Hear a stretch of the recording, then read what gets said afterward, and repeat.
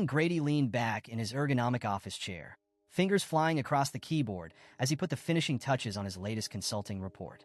The San Francisco skyline stretched out beyond his window, a testament to the tech empire he'd helped build over the last decade. At 35, he was at the top of his game, a self-made millionaire whose sharp mind and relentless work ethic had catapulted him from humble beginnings to the upper echelons of Silicon Valley. As he hit send on the email to his latest Fortune 500 client, Rylan allowed himself a small smile of satisfaction. Another seven-figure payday in the bank. Not that anyone would guess it to look at him. His simple button-down and jeans were a far cry from the flashy designer suits favored by many of his colleagues. The battered Ford pickup in the parking garage stood out like a sore thumb among the sea of Teslas and BMWs. Rylan preferred it that way. He learned the value of humility and discretion from his mother back in Boise. The memory of her exhausted face as she came home from another double shift was seared into his mind. They'd never had much, but she'd given him everything he needed to succeed. "You don't need to show off to prove your worth, Ree," she'd always said. "Let your actions speak for themselves." It was a lesson he'd taken to heart, even as his bank account had grown to eye-watering proportions. What was the point of flaunting wealth when it couldn't buy the things that really mattered? The ping of his phone interrupted his musings. A text from Kim. "Dinner at the Andersons tonight. Don't forget." Rylan sighed, a hint of tension creeping into his shoulders. These dinners with Kim's friends always left him drained. He much preferred quiet nights at home with his wife, but she'd been pushing for more couple time lately. Probably another attempt to nudge him towards a more lavish lifestyle. As he packed up his laptop, Rylan's mind drifted to the early days of their relationship. Kim had been a breath of fresh air, vibrant, ambitious, with a zest for life that pulled him out of his workaholic shell. Her wide-eyed enthusiasm when he'd proposed still brought a warmth to his chest. But lately, that sparkle had dimmed, replaced by a restlessness he couldn't quite pin down. The drive home was quicker than usual, Silicon Valley traffic mercifully light for once. As Rylan pulled into the driveway of their modest suburban home, he spotted Kim through the window, pacing back and forth on her phone. Even from a distance, he could see the agitation in her movements. He barely had time to close the front door before Kim rounded on him, her perfectly manicured nails tapping an impatient rhythm against her phone case. "There you are. I was starting to think you'd forgotten." Rylan raised an eyebrow. "I'm home an hour earlier than usual, Kim." She waved a dismissive hand. "Well, we need to leave in 30 minutes if we want to make it on time. The Andersons just moved to that new development in Los Altos Hills. Remember?" "Right," Rylan said, trying to keep the weariness out of his voice. "Let me just grab a quick shower and change." Kim's eyes narrowed as she took in his worn jeans and scuffed work boots. "Please tell me you're not planning to wear that ratty flannel shirt again. This is an important dinner. Reed Jason just made partner at his law firm. We need to make a good impression." Rylan bit back a retort. There was no point in reminding her that his ratty wardrobe had never stopped him from closing multi-million-dollar deals. Instead, he simply nodded and headed for the stairs. "Oh, and honey," Kim called after him, "maybe we could take my car tonight? The truck is a bit conspicuous in that neighborhood." Rylan felt his jaw clench, but forced out a neutral sure before disappearing into their bedroom. As the hot water of the shower pounded against his back, he tried to shake off the irritation. Kim didn't mean any harm. She just wanted what was best for them, even if her idea of best sometimes felt suffocating. 25 minutes later, they were cruising down the 280 in Kim's sleek Audi, purchased on Rylan's dime but registered in her name. He had to admit, the leather seats were a lot more comfortable than his truck's worn upholstery. Kim chatted animatedly about the latest neighborhood gossip, filling him in on who was feuding with whom and which couples were on the verge of divorce. Rylan made the appropriate noises of interest, but his mind was already dreading the endless small talk ahead. The Andersons' new home was exactly as ostentatious as Rylan had feared. A sprawling Mediterranean-style mansion perched on a hillside, complete with manicured gardens and a fountain gurgling in the circular driveway. He could practically feel Kim vibrating with envy beside him. "Can you believe this place?" she whispered as they walked up to the ornate front door. "Jason said they got it for a steal at only $8 million. Imagine living somewhere like this." Rylan chose not to point out that he could buy this house 10 times over without blinking. Instead, he plastered on a polite smile as the doors swung open to reveal their hosts. "Kim, Rylan, so glad you could make it." Melissa Anderson air-kissed them both, the scent of expensive perfume lingering in her wake. Her husband Jason stood behind her, all white teeth and California tan. Come in," Melissa ushered them inside. Dinner's almost ready, but Jason was just about to give everyone the grand tour. You have to see the wine cellar, it's to die for. The next hour passed in a blur of high ceilings, marble countertops, and artisanal this and that. Rylan nodded and smiled at all the appropriate moments, but he couldn't help noticing the way Kim's eyes lit up at each new extravagance. The longing in her gaze was impossible to miss.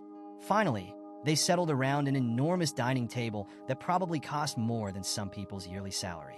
Conversation flowed freely, lubricated by bottles of wine that Jason was all too eager to show off.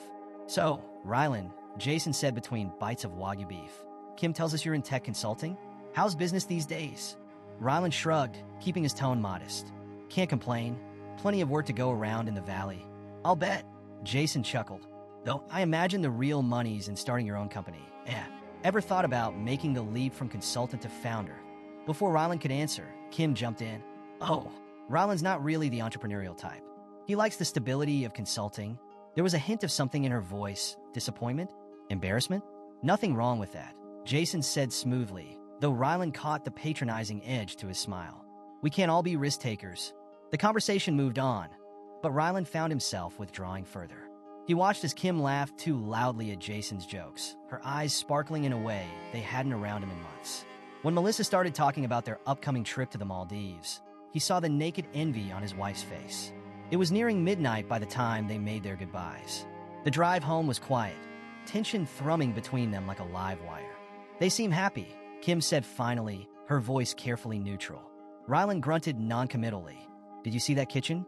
I bet Melissa loves cooking in there. Remember when we talked about remodeling ours?" "Our kitchen works just fine," Rylan said, perhaps a bit more sharply than he'd intended. Kim's lips pressed into a thin line. "I'm not saying it doesn't work, Ree, but wouldn't it be nice to have something a little more modern?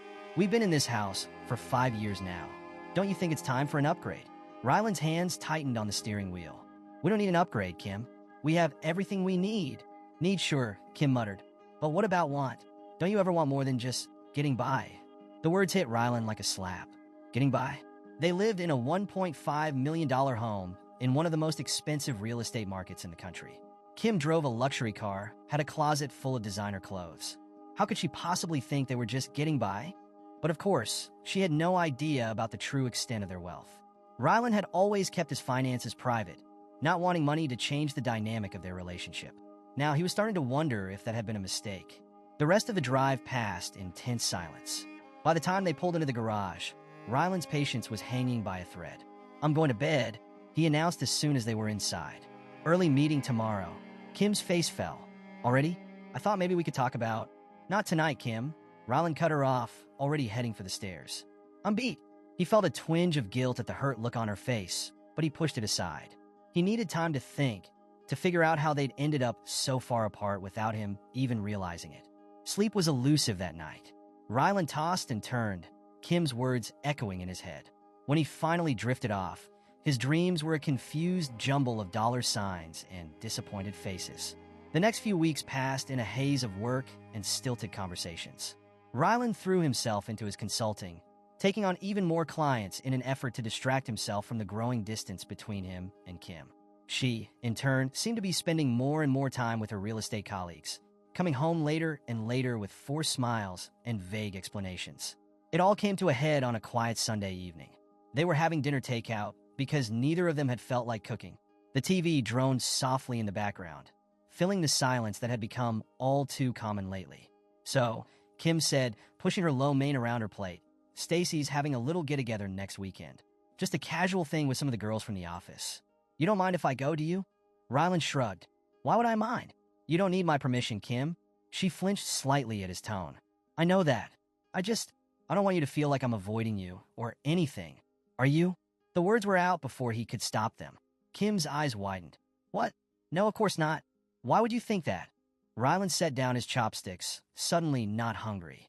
"Come on, Kim. We've barely spoken in weeks. Every time I come home, you're either out or on your way out. What am I supposed to think?"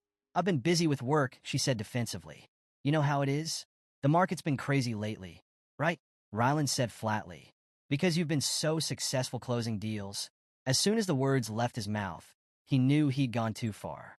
Kim recoiled as if he'd slapped her, hurt and anger warring in her eyes. What's that supposed to mean? She demanded. Rylan ran a hand through his hair, frustrated. Nothing. Forget I said anything. No, I want to know what you meant by that, Kim pressed. Do you think I'm not working hard enough? That I'm just playing at having a career? That's not what I said, Rylan protested, but Kim's on a roll now. You know what? Not all of us can be big-shot consultants making six figures. Some of us are still trying to build something for ourselves. But I guess that's not good enough for you, is it? Rylan felt his own temper rising. When have I ever said that, Kim? When have I ever made you feel like what you do isn't enough? You don't have to say it. Kim shot back. It's in every disapproving look when I talk about work. Every time you brush off my ideas for improving our life. God forbid we actually enjoy the money you make instead of living like we're still struggling college students. There's nothing wrong with living within our means, Rylan said tightly. Just because we don't flaunt every penny doesn't mean we're struggling. Kim let out a bitter laugh. Our means? Rylan, we live in a nice house in a good neighborhood. That's great. But you act like splurging on anything beyond the basics is some kind of moral failing. Would it kill you to want something more? To actually enjoy life a little? I do enjoy life, Rylan insisted. I enjoy our life. At least I thought I did. Apparently. That's not enough for you anymore.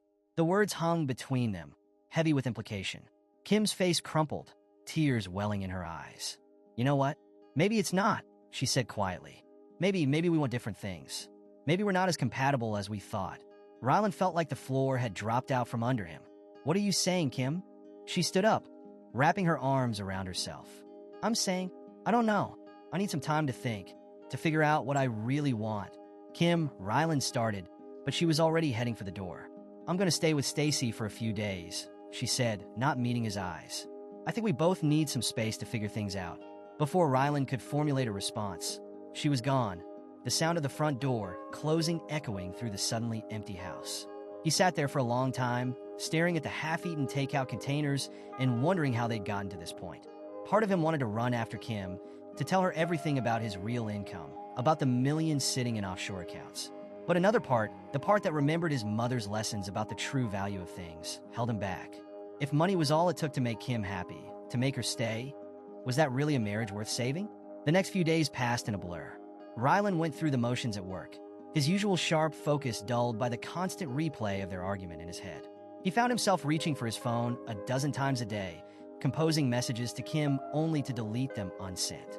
On the fourth day, he came home to find Kim waiting for him, a small suitcase by her feet. His heart leapt for a moment, thinking she'd come to her senses. But the grim set of her mouth told a different story. We need to talk, she said, and Rylan's world came crashing down. What followed was quite possibly the most surreal conversation of Rylan's life. Kim, her voice alternating between anger and tears, laid out all her frustrations. How she felt stifled by their modest lifestyle. How she'd watched her friends advance in their careers and upgrade their lives while she felt stuck in place. How she'd come to resent what she saw as Rylan's lack of ambition. I can't do this anymore, Ree, she said finally. I thought I could be happy with a simple life, but I'm not. I want more. I deserve more. Rylan listened in stunned silence, a maelstrom of emotions churning inside him. Hurt, anger, disbelief, and underneath it all, a cold, hard nugget of resolve. So that's it, he said when she'd finished. You're walking away from 5 years of marriage because I don't make enough money for you? Kim flinched. It's not just about the money. It's about feeling like we're moving forward, like we're building something together. But you're content to just exist. I need more than that. Rylan nodded slowly, a plan forming in his mind. I see. And I suppose you think you'll find that more? Out there somewhere.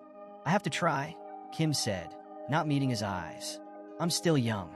I have time to start over. To find someone who shares my goals? Someone richer, you mean? Rylan said flatly. Kim's silence was all the answer he needed. All right, he said, surprising himself with how calm he sounded. If that's what you want, I won't stand in your way. We'll get a quick, clean divorce. No fuss, no muss. Kim looked up, startled. You're not gonna fight this? Rylan shook his head, his voice steady. What's the point?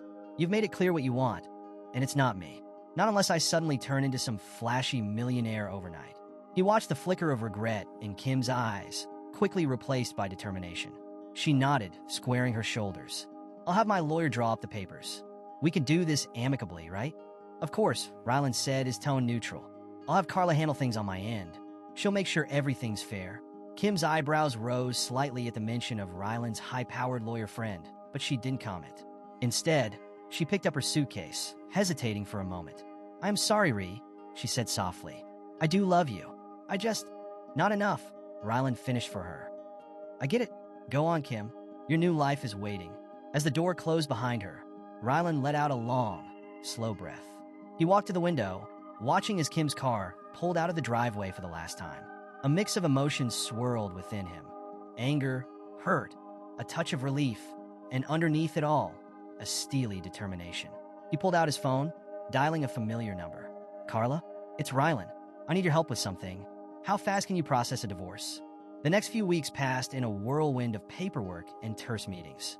True to his word, Rylan kept things civil, agreeing to a modest settlement that wouldn't reveal the true extent of his wealth. Kim, eager to start her new life, didn't push for more. It was during one of these meetings that Rylan overheard a snippet of conversation between Kim and her friend Stacy. They were huddled in a corner of the lawyer's office, speaking in hushed tones. "I'm telling you, Kim, this guy is perfect," Stacy was saying. "Nate Cole. He's got money, style, everything you've been looking for. And he's been asking about you." Rylan turned away, his jaw clenching. So Kim had already lined up her next target. He shouldn't have been surprised, but the speed of it still stung. The day the divorce was finalized, Rylan found himself alone in the house he'd once shared with Kim. He wandered from room to room, memories pressing in from all sides. In the kitchen, he paused, remembering Kim's complaints about wanting to remodel. With a sudden burst of energy, he grabbed a notepad and started sketching out plans for a complete overhaul. Why not? It was his house now. He could do whatever he wanted with it. As he worked, Rylan felt a weight lifting from his shoulders. For years, he'd been holding back, trying to maintain a facade of modest success to keep Kim grounded. Now he was free to live as he chose, to enjoy the fruits of his labor without guilt or explanation. His phone buzzed with a text from Carla. "It's done. You're officially a free man."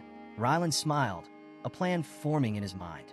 He'd give Kim exactly what she wanted, a glimpse of the wealthy lifestyle she'd been craving. But by the time she realized what she'd thrown away, it would be far too late. He opened his laptop, firing off emails to his financial advisors. It was time to start making some very visible investments. Let the rumors start flying about the suddenly successful Rylan Grady. He'd make sure they reached Kim's ears, but always secondhand, always just out of reach.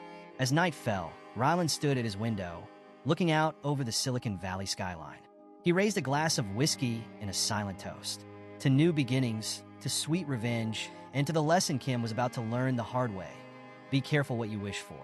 Little did he know, the wheels of fate were already in motion. Across town, Kim was on her first date with Nate Cole, dazzled by his charm and apparent wealth. She had no idea of the house of cards she was walking into, or of the storm brewing on the horizon. Rylan's phone buzzed again, a news alert about a rising star in the tech world him.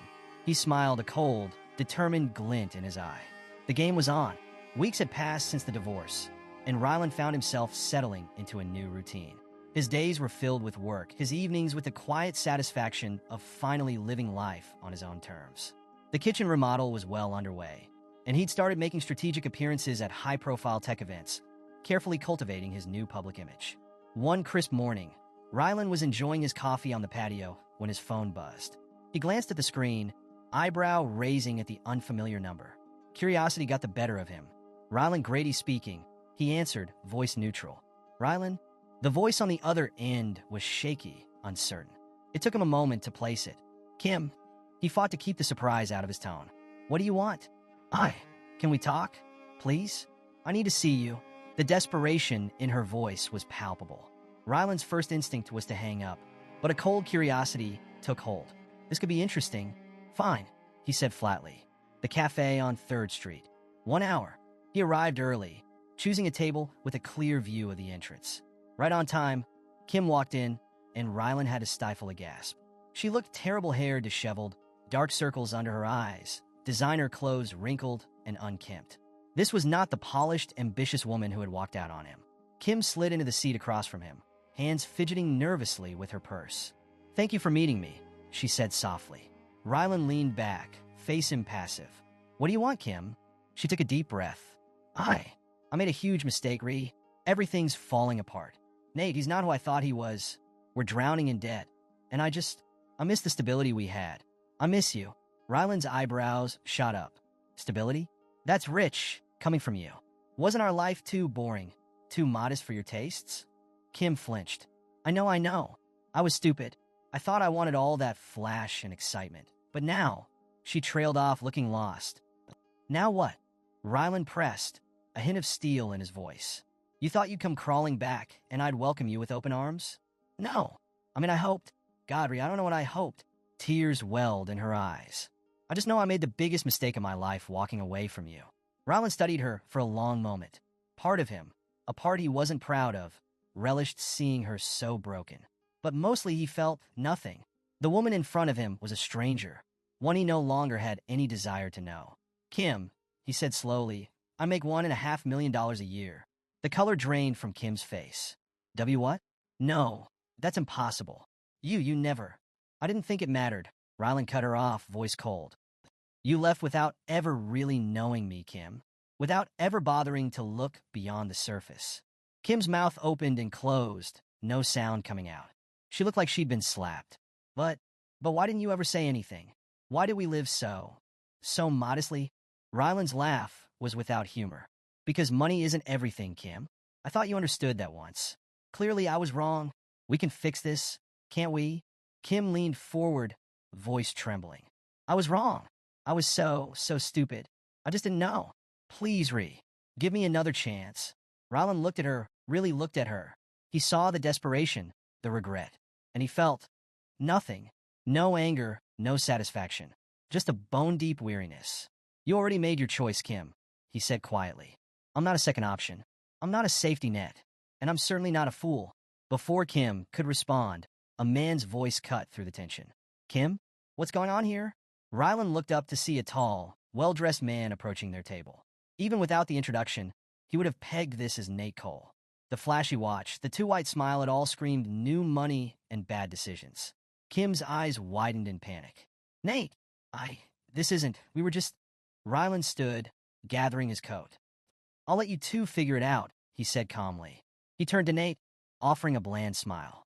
Good luck. You're gonna need it. As he walked away, he heard Kim's frantic explanations and Nate's increasingly angry responses. He didn't look back. The encounter left Rylan feeling oddly energized. He threw himself into his work with renewed vigor, taking on high-profile clients and making waves in the tech world. His name started appearing in industry publications, whispers of his success spreading through Silicon Valley like wildfire. It was at one of these industry events that he met Chloe Adams.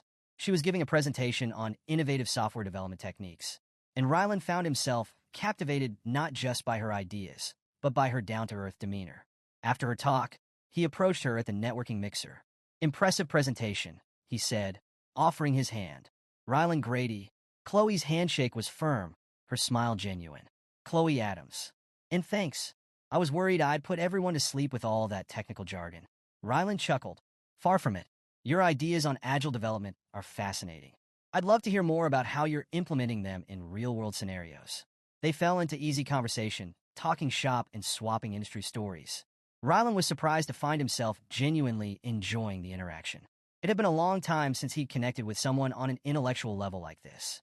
As the evening wound down, Rylan found himself reluctant to end the conversation. Listen, he said, I know this is a bit forward, but would you like to grab coffee sometime? Continue this discussion in a less corporate setting. Chloe tilted her head, considering. You know what? I'd like that. But full disclosure, I'm not interested in climbing any corporate ladders or latching onto the next big thing. If that's what you're after, I'll save us both some time. Rylan felt a genuine smile spread across his face. Chloe, that might be the most refreshing thing I've heard all year. Their coffee date turned into dinner, which turned into long walks discussing everything from coding philosophies to favorite books. Rylan found himself opening up in a way he never had with Kim, sharing his background, his mother's influence, his real feelings about wealth and success. Chloe, in turn, shared her own story, her passion for coding, her desire to make a difference in the world through technology. She was brilliant, kind, and refreshingly unimpressed by displays of wealth. Weeks turned into months, and Rylan realized he was happier than he'd been in years. He and Chloe complemented each other perfectly, challenging and supporting one another in equal measure. One lazy Sunday morning, as they lounged on Rylan's patio enjoying breakfast, Chloe brought up a topic they'd danced around for weeks. So, she said, setting down her coffee mug, are we going to talk about the elephant in the room? Rylan raised an eyebrow. Which elephant would that be? Chloe rolled her eyes fondly. The one where you're clearly some kind of secret millionaire, but you live like a normal human being. Don't get me wrong, I love that about you. But I'm curious about the story there. Rylan was quiet for a moment, gathering his thoughts. Then, slowly, he began to tell her everything about his childhood, about Kim, about his decision to keep his wealth private. When he finished, Chloe reached across the table, taking his hand. "Thank you for trusting me with that," she said softly. "It can't have been easy." Rylan squeezed her hand. "Oddly enough, it was. That's how I know this as it's different. It's real." Chloe smiled, a mischievous glint in her eye. "Well, in that case, I have a confession to make too." Rylan's heart skipped a beat. "Oh, I've been secretly hoping you'd offer to fund my startup idea," she said, face serious. Then she burst out laughing at Rylan's shocked expression. "I'm kidding. God, your face." Rylan joined in her laughter, feeling lighter than he had in years. This, he realized, was what he'd been missing all along. Not just a partner, but a true equal. Someone who saw him for who he was, not what he had. As their laughter subsided, Chloe's expression turned thoughtful. All joking aside, I do have some ideas for socially responsible tech initiatives. Not looking for handouts, mind you, but if you ever want to collaborate." Rylan grinned. "I'd love to hear about them." "Partners?" He held out his hand. Chloe took it, her smile radiant. "Partners?" Meanwhile, across town, Kim's life was unraveling at an alarming rate. The cracks in Nate's facade were turning into gaping chasms, and she found herself trapped in a nightmare of her own making. It started with little things, bills arriving marked "final notice," hushed phone conversations that ended abruptly when she entered the room. But soon, the truth became impossible to ignore. "What do you mean, the business is failing?" Kim's voice echoed through their penthouse apartment. "You said we were doing great." Nate paced the room, running his hands through his hair. "I thought we could turn it around. The investors were supposed to come through. But now? Now what?" Kim demanded. Nate's shoulders slumped. "Now we're broke. Worse than broke. We're in debt up to our eyeballs." Kim felt the room spin. This couldn't be happening. Not again. "But the cars, the apartment, our lifestyle, all smoke and mirrors," Nate said bitterly. "Leased cars, borrowed money. I thought if we looked successful, we'd become successful. Fake it till you make it, right?" Kim sank onto the couch, head in her hands. Oh God. What have I done?" As the days passed, their situation went from bad to worse. The penthouse was repossessed, the cars taken away. They moved into a tiny apartment in a part of town Kim had once turned her nose up at. She tried reaching out to her old friends, but word of their downfall had spread quickly. Doors that had once been open to her were now firmly shut. Even Stacy, who had introduced her to Nate, wouldn't return her calls. In desperation, Kim tried to restart her real estate career. But her reputation was in tatters, and no one was willing to take a chance on her. One night, after another fruitless day of job hunting, Kim found herself staring at her phone. Rylan's number glowed on the screen, a beacon of hope in her darkening world. Her finger hovered over the call button. "Don't even think about it," Nate's voice startled her. He stood in the doorway, eyes hard. "You made your choice, Kim. You're with me now, for better or worse." Kim looked at him, really looked at him. Gone was the charming, confident man she'd thought she married. In his place stood a bitter, angry stranger. "Is this really what you want?" she asked softly. Nate's laugh was harsh. "Want? Since when does what we want matter? This is what we've got, Kim. Better get used to it." As he stalked out of the room, Kim turned back to her phone. With trembling fingers, she pressed call. It went straight to voicemail. "You've reached Rylan Grady. I'm unavailable to take your call. If this is a business matter, please contact my assistant. If this is a personal call, well, you probably shouldn't have this number." Kim's breath caught in her throat. Even his voicemail sounded different. Confident, successful. Everything she'd once thought she wanted. "Rylan," she whispered into the phone. I'm sorry. I was wrong. About everything. Please call me back. I need help." She ended the call, tears streaming down her face. But deep down, she knew there would be no rescue, no second chance. She'd made her choice, and now she had to live with it.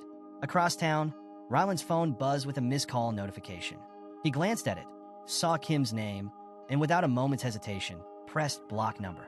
"Everything okay?" Chloe asked, looking up from her laptop where she'd been working on their latest project. Rylan smiled, a genuine, contented smile. "Yeah," he said. "Everything's perfect." As he turned back to their work, Ryland felt the last vestiges of his old life fall away. The future stretched out before him, bright with possibility. And for the first time in a long time, he was excited to see where it would lead. Ryland sat in his home office, fingers flying across the keyboard as he put the finishing touches on his latest project. The warm glow of success surrounded him, a stark contrast to the turmoil brewing elsewhere in Silicon Valley. A knock on the door interrupted his focus. Chloe poked her head in, a concerned look on her face. "Ree, have you seen the news?" she asked, her voice tinged with disbelief. Ryland leaned back in his chair, stretching. "No, I've been buried in code all morning." "What's up?" Chloe walked in, tablet in hand. "It's about Nate Cole. You know, Kim's new husband? His company just filed for bankruptcy. It's all over the tech blogs." A cold smile played at the corners of Ryland's mouth. "Is that so? How unfortunate for him." Chloe studied him closely. "Ryland, you wouldn't have had anything to do with this, would you?" Ryland met her gaze steadily. "Let's just say I made some strategic moves in the business world. If those moves happen to impact Mr. Cole's company, well, that's just the nature of the game, isn't it?"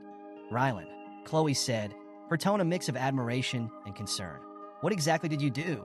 Ryland stood, walking to the window that overlooked the San Francisco skyline. "I may have used some of my connections to ensure that Cole's company was blacklisted from key financial networks. Made it nearly impossible for him to secure the funding he needed to keep his house of cards standing." Chloe's eyes widened. "That's ruthless." Ryland turned to face her, his expression hard. "It's business, Chloe. Cole was running a scam, preying on people's desire for a flashy lifestyle. He just picked the wrong mark this time, and it has nothing to do with the fact that he married your ex-wife." Chloe pressed. Ryland's laugh was without humor. "Oh, it has everything to do with that. I'm not going to pretend otherwise. Kim made her choice. Now they both get to live with the consequences." Chloe was quiet for a moment, processing. Then she nodded slowly. "I get it. I don't know if I agree with it, but I get it. Just be careful, okay? Don't let this consume you." Ryland's expression softened as he looked at her. "I won't. This is the end of it, I promise. From here on out, it's all about our future." Across town, the fallout from Nate's business collapse was reaching a fever pitch. Kim paced their small apartment, phone pressed to her ear. "What do you mean?" "There's nothing left," she hissed into the receiver. "There has to be something." Nate's voice crackled through the speaker, defeated and angry. "It's gone, Kim. All of it. The business, our savings, everything. We're wiped out." Kim felt the room spin. She collapsed onto the worn couch, her free hand clutching at her hair. "How could this happen? You promised me. You said we'd be set for life." "I thought we would be." Nate shouted back. "But someone's been working against us, Kim. Blocking every move, cutting off every lifeline. It's like they knew exactly where to hit us." A chill ran down Kim's spine. She thought back to her last conversation with Ryland, the cold look in his eyes when he revealed his true wealth. "Could he have?" "Nate," she said slowly, "I think I might know who's behind this." "What? Who?" Nate demanded. Kim took a deep breath. "My ex-husband, Ryland. He's got more money and influence than I ever realized. And he's not the forgiving type." The line went quiet for a long moment. When Nate spoke again, his voice was low and dangerous. "You're telling me this now? After everything's gone to hell? Jesus Christ, Kim, what else don't I know about you?" The line went dead. Kim stared at the phone in her hand, tears welling in her eyes. How had it all gone so wrong? Days passed, and their situation grew increasingly desperate. Bill collectors called constantly. The refrigerator stood empty more often than not. Kim found herself doing something she never thought she'd have to do again, scanning the want ads for any job that would take her. One evening, as she sat at their small kitchen table, circling potential leads in the newspaper, Nate stormed in. His eyes were wild, his clothes disheveled. "Pack your bags," he barked, heading for the bedroom. Kim jumped up, following him. "What? Nate, what's going on?" Nate was throwing clothes haphazardly into a suitcase. "We're leaving. Tonight. I've got a lead on a fresh start in LA. An old buddy of mine says he can get us set up." Kim's heart raced. "Leave? But what about our lives here? Our friends?" Our Nate whirled on her, eyes blazing. "What friends, Kim? What life? It's all gone. And it's all because of you and your rich ex-husband." Kim recoiled as if she'd been slapped. "That's not fair. I didn't know. You should have known." Nate roared. "You were married to the guy. God, I was such an idiot. I thought I'd landed a meal ticket, but instead, I got stuck with a clueless gold digger who couldn't even pick the right mark." The words hung in the air between them, ugly and raw. Kim felt something inside her snap. Is that all I am to you? She asked, her voice quiet but steel-edged. A meal ticket? Nate deflated slightly, running a hand through his hair. No, I'm sorry. I didn't mean that. I'm scared, Kim. Everything's falling apart, and I don't know how to fix it. Kim looked at him, really looked at him. Gone was the confident, charming man she'd fallen for. In his place stood a desperate, broken shell. She made a decision. Go, she said softly. Nate blinked. What?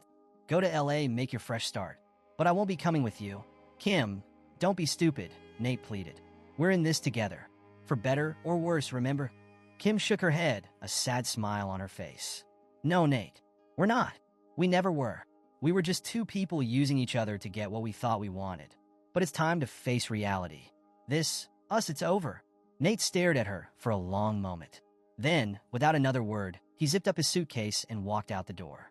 Kim listened as his footsteps faded down the hallway, waited for the sound of the elevator doors closing. Then, alone in the quiet apartment, she allowed herself to cry. Weeks passed. Kim threw herself into job hunting with a desperation born of true need. She swallowed her pride, taking a position as a receptionist at a small real estate firm, a far cry from her dreams of being a top agent. But it was a start. She downsized even further, moving into a tiny studio apartment in a less desirable part of town. Every day was a struggle, but slowly, she began to rebuild. One afternoon, as she was walking home from work, she spotted a familiar figure coming out of a high-end restaurant. Rylan, looking sharp in a tailored suit, laughing with a group of well-dressed executives. And on his arm, a woman Kim didn't recognize, pretty, in an understated way, her smile genuine as she looked up at Rylan. Kim felt a pang in her chest, not of jealousy, exactly, but of regret for what might have been. She watched as Rylan helped the woman into a waiting car, his hand lingering on her back. He looked happy, truly happy, in a way Kim realized she'd never seen him before. Before she could stop herself, Kim called out, Rylan. He turned, his eyes scanning the street before landing on her. The warmth in his expression cooled instantly. Kim, he said, his voice neutral. This is a surprise. Kim approached cautiously, suddenly aware of her shabby work clothes and scuffed shoes. I saw you, and just, how are you? Rylan's eyebrow raised slightly. I'm doing well. Very well, in fact. And you? Kim forced a smile. Oh, getting by. Starting over. Rylan nodded, his expression unreadable. I heard about Nate's business troubles. Shame that the lack of sincerity in his voice was palpable. Kim felt a flicker of anger. Did you have something to do with that? She asked, her voice low. Rylan's smile was cold. The tech world can be cutthroat, Kim. Nate should have done his due diligence before trying to play with the big boys. You ruined us, Kim hissed. Was it your plan all along? To watch us crash and burn? I didn't ruin anyone, Rylan replied calmly. I simply allowed the consequences of your choices to play out. You wanted flash and excitement, Kim. Well, this is where that path led. Kim felt tears pricking at her eyes. I made a mistake, Ree. I know that now. I'm sorry. For everything. For a moment, something flickered in Rylan's eyes, a hint of the man she'd once known. But it was gone in an instant, replaced by cool indifference. Your apology is noted, he said flatly. But it changes nothing. You made your choice, Kim. Now you get to live with it. Just like I've had to live with mine. Rylan, please, Kim pleaded. I'm struggling. I could use some help just to get back on my feet. Rylan's laugh was without humor. Help? From me? I'm not your safety net, Kim. I'm not your second choice. I'm not anything to you anymore. And that's exactly how I wanted to stay. He turned to go, then paused, looking back at her. Word of advice? Stop looking for someone else to solve your problems. Stand on your own 2 feet for once. It might do you some good. With that, he walked away, leaving Kim standing alone on the sidewalk, the gulf between their lives never more apparent. Back at home, Rylan found Chloe waiting for him, a concerned look on her face. I saw you talking to Kim, she said softly. Are you okay? Rylan sank onto the couch beside her, suddenly feeling drained. Yeah, I'm fine. It was strange, seeing her like that. Chloe took his hand. Do you regret it? What you did in Nate's company? Rylan was quiet for a moment, considering. Then he shook his head. No, I don't. They made their choices. I just made sure those choices had consequences. And now, Chloe pressed. Is it over? Rylan looked at her, really looked at her. He saw concern in her eyes, but also understanding. And love. Real, unconditional love. Yes, he said firmly. It's over. Kim, Nate, all of it, that's the past. You're my future, Chloe. You and the life we're building together. Chloe smiled, leaning in to kiss him softly. Good, because I got some news. Rylan raised an eyebrow. Oh. Chloe's grin widened. Remember that socially responsible tech initiative we've been working on? Well, I just got word. We've secured full funding. We're go for launch. Rylan felt a genuine smile spread across his face. This was what mattered. Not revenge, not old wounds, but creating something meaningful. Something that could make a real difference. Partner, he said, pulling Chloe close, I think we've got work to do. As they bent over Chloe's laptop, excitedly discussing plans for their new venture, Rylan felt a sense of peace settle over him. He'd walked through fire, faced his demons, and come out stronger on the other side. Kim, Nate, the pain of the past, all of it faded into insignificance compared to the bright future ahead. He'd learned his lesson, paid his dues, and now it was time to truly live. Epilogue. Months later, Rylan sat in his home office, sipping coffee as he scrolled through the morning news. A small item caught his eye: a notice of foreclosure on a small apartment in a rundown part of town. The name on the notice, Kimberly Bowers Cole. For a moment, Rylan's finger hovered over the trackpad, tempted to dig deeper. But then he heard Chloe's laugh from the kitchen, smelled breakfast cooking, and realized he didn't care. Not anymore. He closed the browser window and stood, stretching.